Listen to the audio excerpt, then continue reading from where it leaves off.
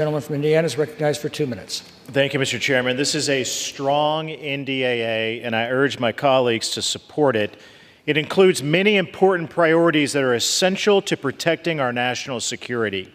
It remains a must-pass legislation to care for our service members and their families. There are enormous wins in this bill for our service members and their families, starting with a 19.5% pay raise for junior enlisted service members.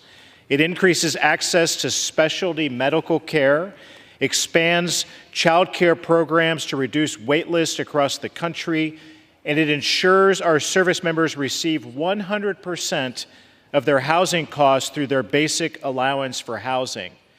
We must continue as well to gut the woke bureaucracy at the DoD, and this bill does that. It contains many provisions, including a requirement that all military personnel actions are based on merit, without regard to race or color or sexuality or your political views.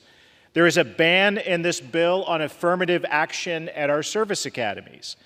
By the end of this week, I expect this bill will also include more important provisions like a hiring freeze on all DEI personnel, a ban on overpaid chief diversity officers, and a complete ban on funding for critical race theory across the DoD. This bill builds on the foundation of last year's NDAA, curtailing the impact that this administration's woke leftist policies can have on our troops.